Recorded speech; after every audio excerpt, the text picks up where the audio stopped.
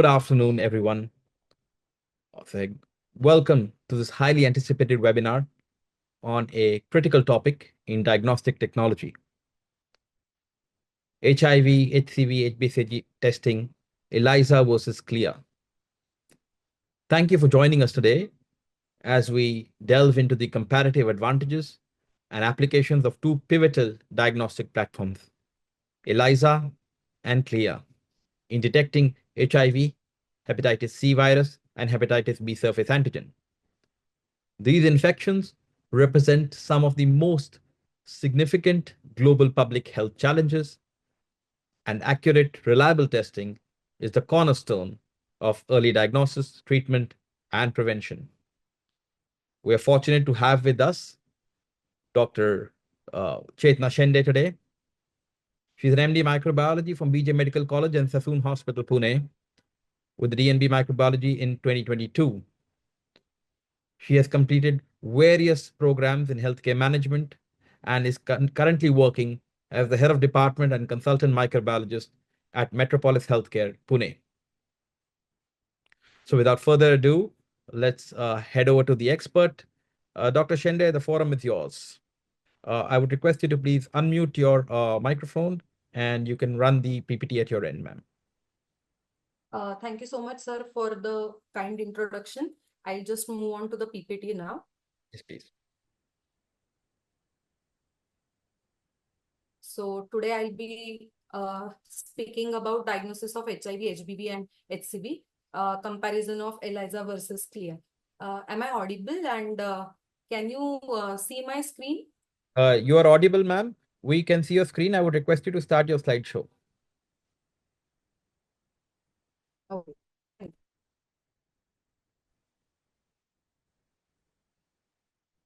Your slideshow is not yet running, ma'am. Yes, I'm just. Okay, it's running now. Perfect. All yours, ma'am.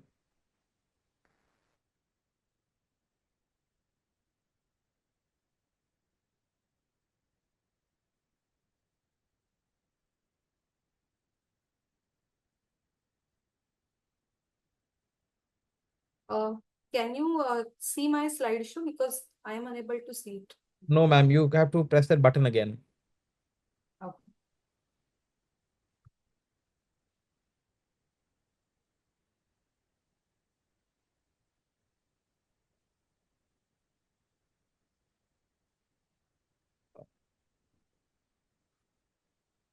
Can you see it now?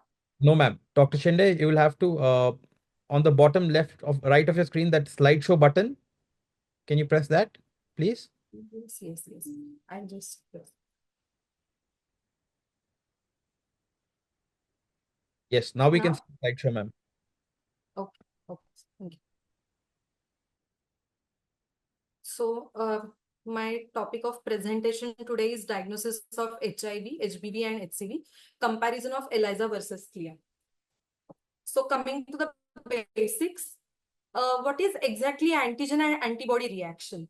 So, antigen and antibody reaction, it involves the specific interaction of the epitope of an antigen with the corresponding paratope of the antibody. So it is basically the biochemical association in which antigen and antibody combine with each other specifically and in an observable manner. Since these antigen and antibody tests are in an observable manner, and as well as they are highly specific, they can be utilized in the diagnosis. So in a diagnostic utility, we call these antigen antibody reactions as immunoassay. These are especially used for a diagnosis of infectious diseases. So these are the immunoassays which are divided depending upon what we are going to detect. Whenever we are going to detect the antigen or antibody, whether they are qualitative or quantitative. Qualitative means we will get the report as yes or no type report. Then in case of quantitative, whenever the report is positive, what is the exact amount of antibody or antigen in a positive sample in terms of titer that we are going to estimate. Then there are several types of immunoassays.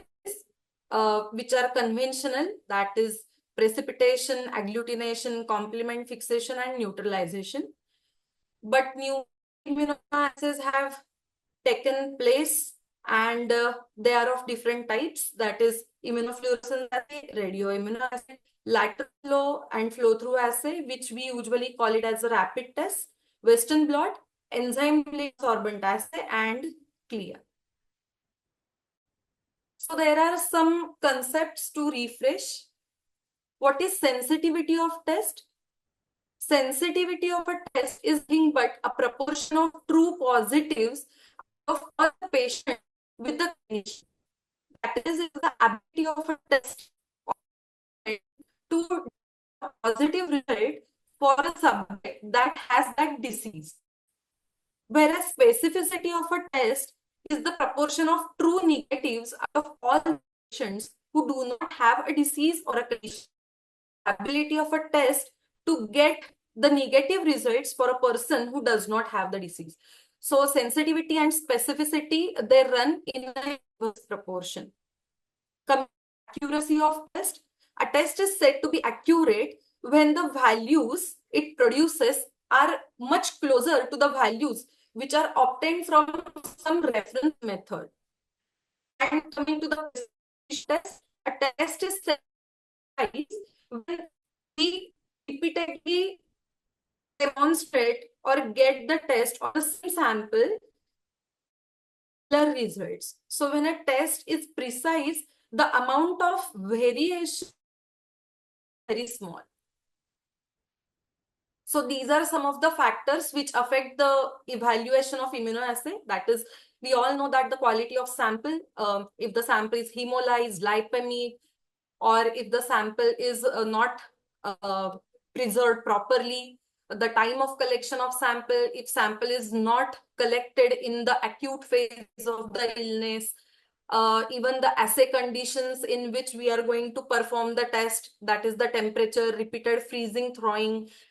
Coming to the quality of a sample, that if the sample is hemolyzed or lipemic, it can also affect the quality or the test results. Then even the time of collection of sample, if the sample is not collected in the acute phase of the illness, the assay conditions in which we are going to perform the test, that is the temperature, repeated freezing, thawing of the samples, pH of the reagents, inter-lab variations, because the different labs, they use the different kits, different instruments, different SOPs for performing the test. Even the presence of some interfering substances in the sample, like the heterophile antibodies, and the technical skills, technical expertise. These are the common factors which are going to interfere with the sensitivity, specificity, precision, and accuracy of the test.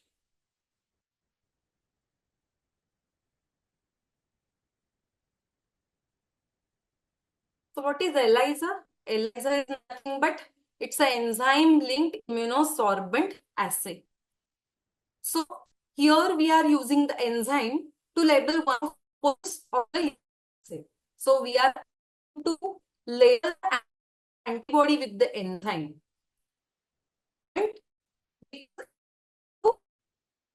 The absorbing material which specifically absorbs the antigen or antibody present in the sample, and we are going to detect this test with the help of color change that is detected by spectrophotometer. So these are the different types of ELISAs. That is direct, indirect ELISA, sandwich configuration of ELISA, and competitive ELISA. In case of direct ELISA, we are going to use it for the detection of antigen. In case of indirect ELISA, we are usually going to use it for the detection of antibody. And the enzyme is labeled with which type of antibody, that is the primary antibody or the secondary antibody. Depending upon that, the ELISA is divided into either direct or indirect or sandwich type of ELISA. So here are certain generations of ELISA which are incorporated in the diagnosis of HIV infection. That is the first generation ELISAs. So they use the antigens from the crude HIV lysates or the crude HIV viral proteins, but they have a problem of sensitivity and specificities. They are obsolete now. Coming to the second generation, they usually use the recombinant proteins or the synthetic peptides, which the problem which we had encountered in the first generation ELISA now here in case of second generation ELISA. Coming to the third and fourth generation ELISA, they are highly sensitive to detect the and it detects the IgM antibody along with IgG, and even it decreases the window of the HIV infection. So coming to the general advantages and disadvantages,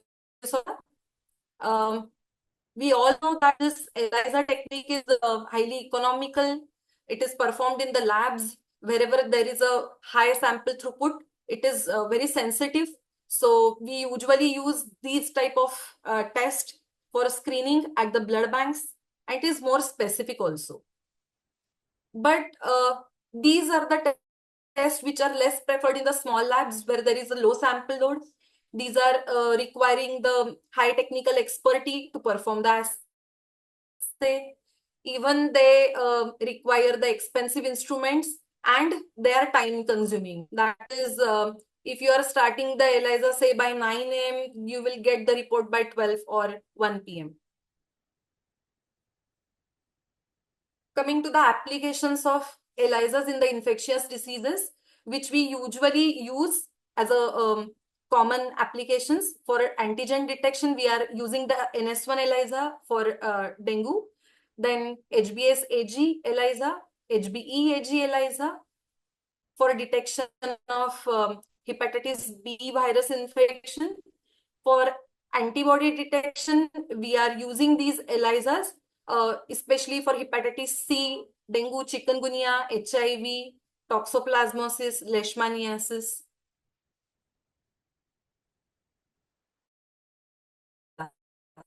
That is chemiluminescence linked immunoassay. So what is chemiluminescence? Chemiluminescence is nothing but it's a production of light due to the chemical reaction happening in the antigen and antibody. So chemiluminescent compounds, that is the actinium ester, they are going to generate the light during reaction. So that light or the production of light is detected by photometer. This instrument is also known as luminometer. So this CLIA, it combines the property of this chemiluminescence system along with the assays. So the most popular chemiluminescence substances are luminol, isoprene, and actinium ester derivatives, which we can use in this CLIA. So these are some of the types of CLIA, that is wet CLIA and direct CLIA. We are usually using this luminol to identify the blood. So what this luminol is doing in presence of hydrogen peroxide, this luminol is going to be converted into the excited state and it is going to produce the light. But here there is no intermediate substance because luminol is directly producing the light. So it is known as direct chemiluminescence. Whereas in case direct chemiluminescence test, it requires the intermediate substrate. So what is happening here, that is oxalic acid bis is acting in presence of hydrogen peroxide and it is getting converted into some intermediate, and then this intermediate is going to be in the excited state and then it is producing the light. So here it requires the intermediate substrate in case of indirect CLIA. Coming to the electrochemiluminescence immunoassay, it is a quantitative method to measure the antigen or antibody in the sample based on the change in the electrochemiluminescence signal before and after the immunoreaction, where the species which are generated at the electrode, the high electron transfer reaction to form. Basically, there is the state of electrons, and electrons are going into the highly excited states, which are finally going to emit the light. So this e-clia is having advantages over the conventional clia. That is, it is having the control over the time and position of the light emitting reactions. It is improved sensitivity.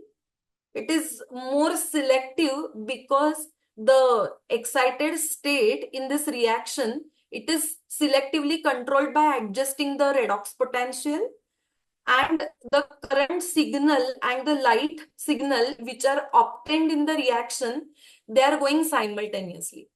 But what is happening, or what are the disadvantages here? It needs to renew the electrode surfaces, and it needs some electrochemical setup. So it needs basically a highly equipped lab. Into the clia,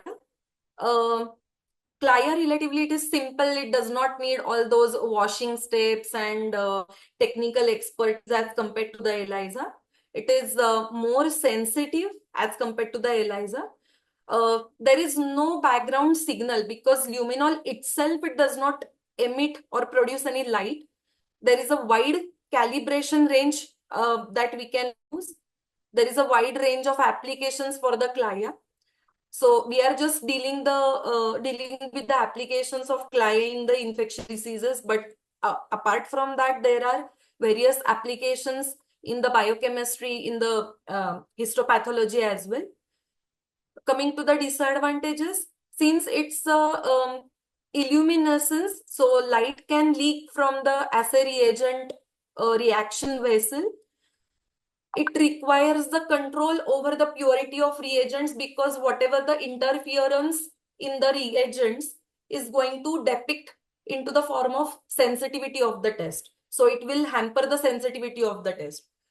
Even the high intensity light emission is going to interfere. So what is happening is the one photon is generated, the second photon is generated. So what is going to happen here is there is increase in the pulse in the photo multiplier tube, which leads to the underestimation. That means the whatever the reading that we are going to get is going to be hampered because of the successive photon generation. Coming to the applications of clia in infectious diseases, so you can see that it is going to be there as a test for detecting various antibodies for hepatitis B as well as hepatitis A, hepatitis E, as we were discussing about the comparison points in between the ELISA versus clia. So ELISA, it requires a bit long period to perform the procedure, whereas clia, it requires the short duration. It can be done within 1 to 2 hours. ELISA as compared to clia is having low sensitivity, whereas clia is highly sensitive, say 2 to 300 fold sensitive as compared to ELISA. ELISA requires all the washing procedure, so it requires stop solution to stop the reaction, whereas clia is relatively stable. It does not require all the technical expertise. No light source is required in case of clia, but in case of ELISA, the light source is needed because we are taking the readings with the help of spectrophotometer. Coming to the cost, ELISA is comparatively inexpensive and clia is comparatively costly. So depending upon what objectives we are going to consider for testing of a patient, that particular objective is going to guide us for choosing the right test. For example, whether we are going to go for a screening of a certain disease, whether we are actually interested in a clinical diagnosis, or whether we are going to monitor the response to the treatment. So these points are going to be very important or crucial points to choose in between the test, which test or which methodology we are going to choose. So what do the national guidelines say about this test? So as we all know, coming to the diagnosis of HIV per se, we have to take the written informed consent. We have to maintain the confidentiality of a patient. We have to run the pre and post test counseling in case of HIV testing. So we can do the HIV testing either by demonstrating the presence of virus or the viral products in the host. For example, the test which are NAT, that is nucleic acid amplification test, or the P24 antigen test. Or else we can detect the response of the host with respect to the infection. That is, we can detect the HIV specific antibodies with the help of all these immunoassays, ELISAs, CLIA, IFA, rapid test, and even the Western blot. So our Indian guidelines say that we have to follow the serial testing, and we have to consider the repeat testing as well on the initially reactive samples. We are using the different strategies. So there is a national algorithm which is provided by the government, by the NACO guidelines. So this is the diagrammatic representation of the algorithm. That is strategy 1. If we are going to consider the transfusion or transplantation related safety, so for the screening of donors of blood or the organ donors, we have to only use the test which is known as A1, and it should be highly sensitive. If we are going to diagnose the patient, or we are going to diagnose it just for a surveillance purpose, we have to consider the 2 tests. The 1 test, A1, should be highly sensitive, followed by A2 should be highly specific. Coming to the strategy 2B, this strategy we are going to use it in a patients which are highly suspicious of AIDS and they are showing the symptoms. Whereas strategy 3, we are going to use it in a patients with no symptoms. Okay.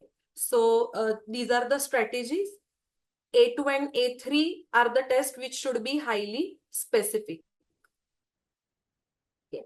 So the assay A1, A2, and A3 should be dependent on the different principles. So they should have the different principles of the immunoassays, or they should be using different antigens of the HIV. From these, as I have already told, that A1 should be highly sensitive and A2 and A3 should be highly specific. So coming to the diagnosis of HBV, we all know that HBV is having a long incubation period, say 30 to 180 days, and it is having the various antigen markers, that is either HBsAg, HBeAg, and HBcAg. But what is happening with HBcAg? Core antigen, it is not secreted or not circulated in the blood, so we cannot detect directly the HBcAg. Coming to the molecular markers, we can demonstrate or monitor the viral load with the help of HBV DNA. In case of antibody markers, we have the anti-HBs, anti-HBe, and anti-HBc.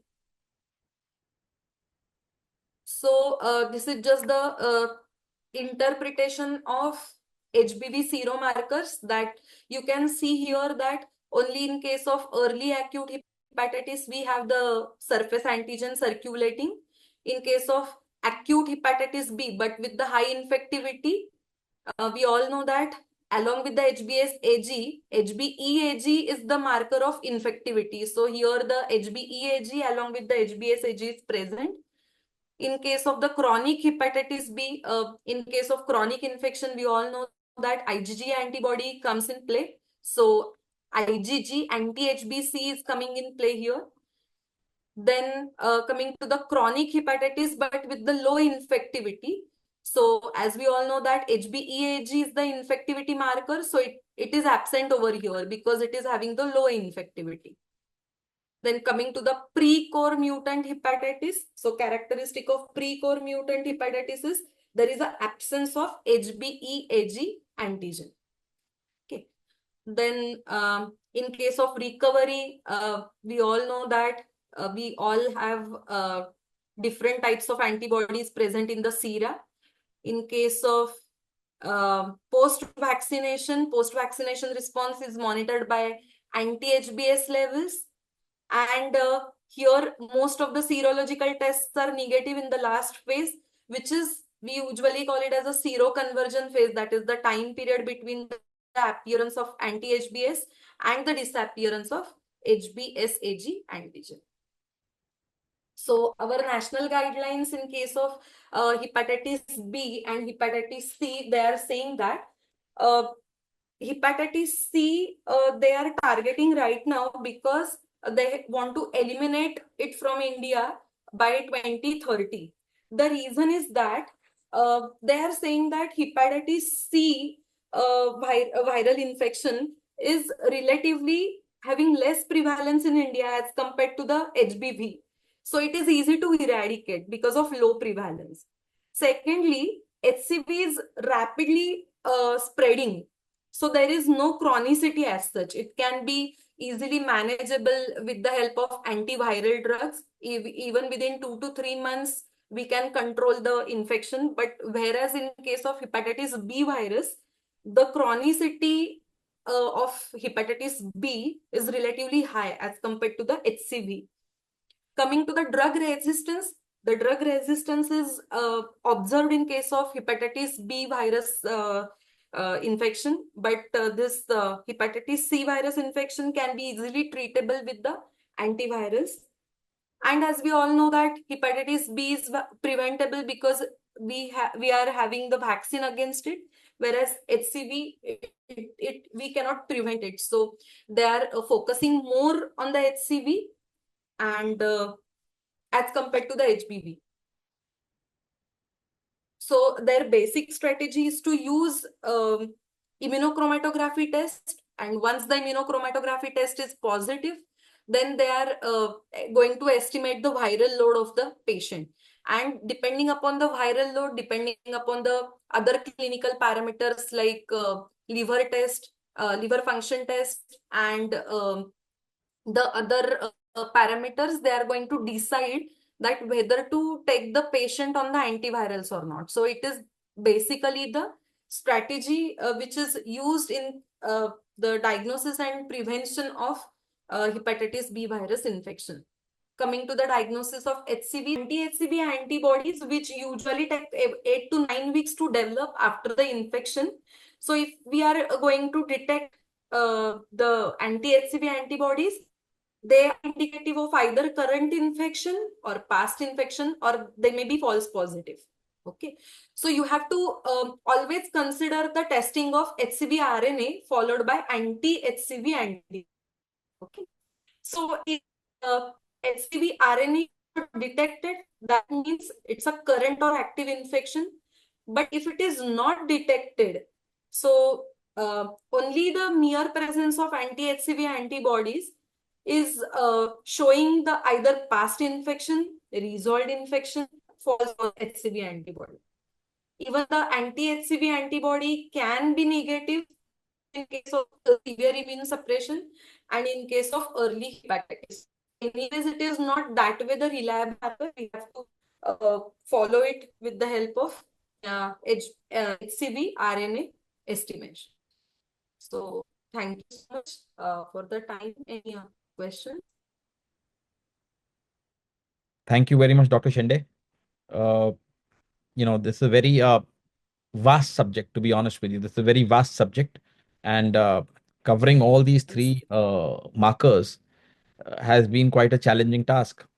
Yes, I'm sure the audience would have some Yes. questions since we are all, practitioners or in the healthcare sector, and Yeah. HIV, HBsAg, and HCV are some of the most common markers.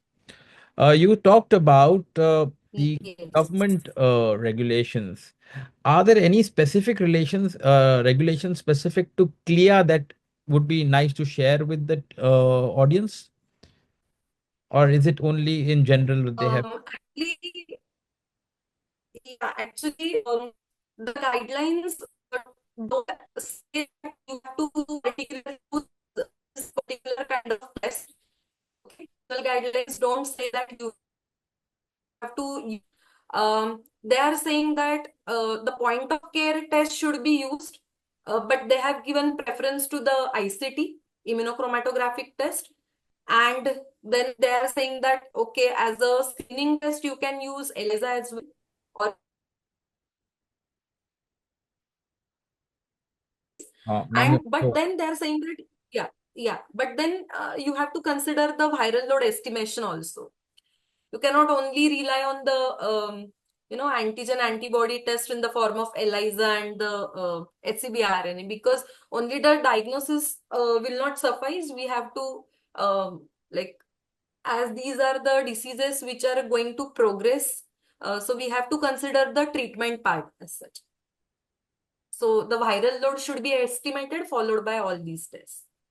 ma'am, you spoke about the differences between ELISA and CLIA, and Yeah, you said that the CLIA is about 100 to 200 times more sensitive than ELISA. yeah, Yeah, so which means that from a sensitivity standpoint, that's a very good thing. But it's very what good. about specificity? How good is CLIA versus ELISA in terms of the specificity? Does it make? Yeah, most of the articles they are saying that ELISA is more specific.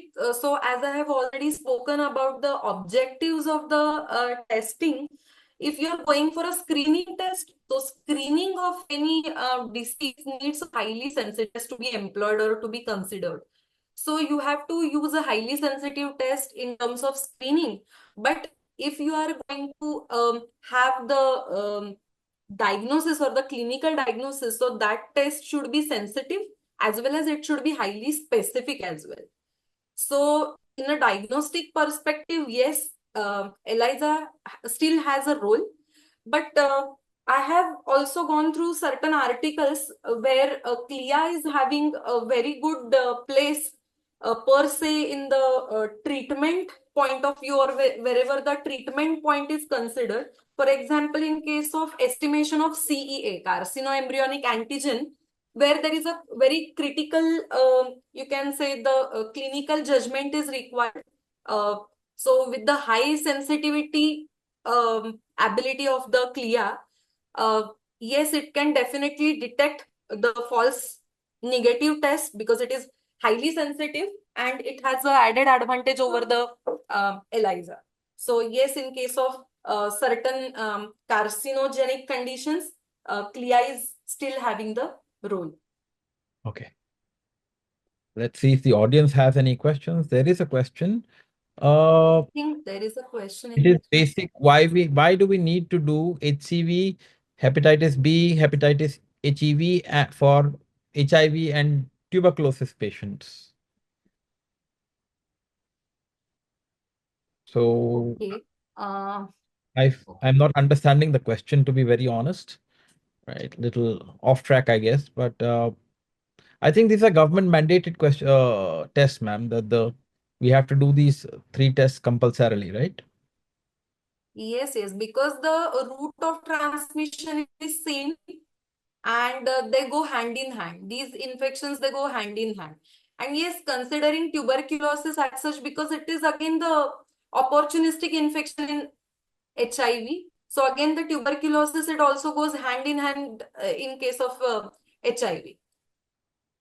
So tuberculosis itself indicates that there is a low immunity. Probably whether patient is seropositive or not, that we have to make sure in case of TB patient. Ma'am, when we consider, there are two major utilities where these three tests are done in a big way. One is with respect to surgeries. You know, these three tests are mandatory, and also in terms of blood centers.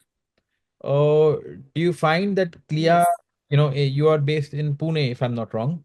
Do you find that CLIA is, Yes, yes. doing a big jump in the blood centers across the country now? Earlier, they were using ELISA for batch processing. Uh, yeah, per se, I have gone through the government guidelines again, the NACO guidelines for blood transfusion and the official document that they have provided across internet. They are saying that there is a role of ELISA, still ELISA, but which is improved ELISA. That I have already talked about. That is fourth generation ELISA, which is detecting HIV 1, 2 antibodies along with the P24 antigen. So it is in place. And they are advising that you have to go for highly sensitive test in case of blood bank, but it is still the ELISA. If I have the document, I'll show. But in case of, again, the HBV and HCV, they are not recommending the fourth generation ELISA as such. Uh, Even the fourth generation rapid chromatography as such, they are still preferring the ELISA in case of the HIV only, Okay. per se, fourth generation.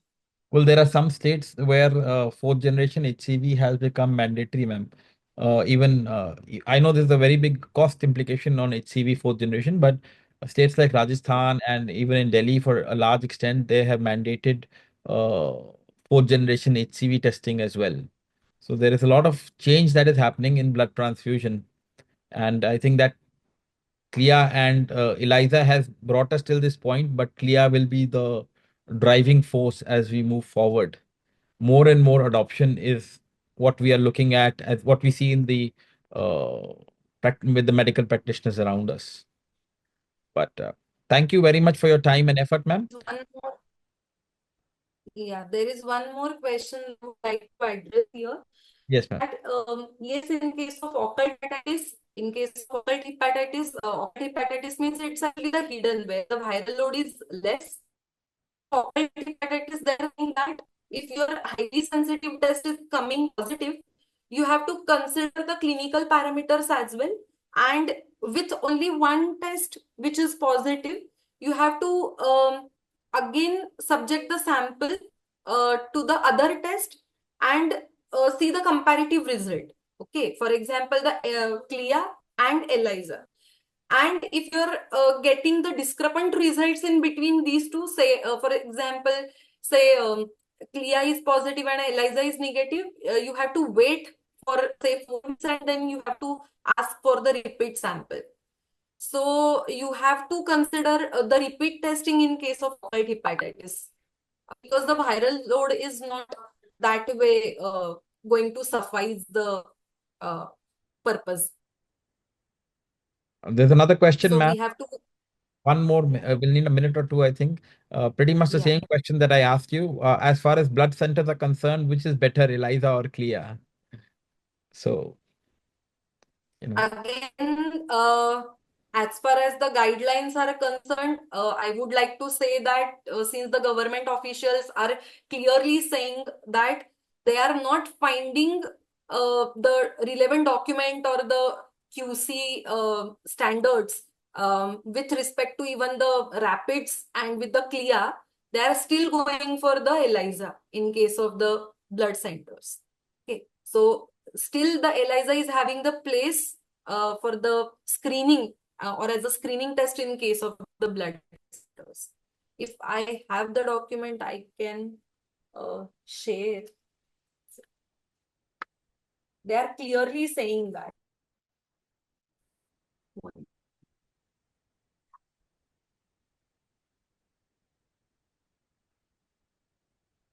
Any other question till? I don't think so, ma'am. You've answered all the questions.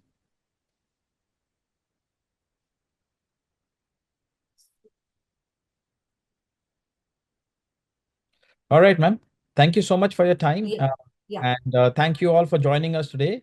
Our next webinar is scheduled for the 8th of January. We wish you a very happy new year from all of us here at J Mitra. Thank you and Jai Hind. Thank you.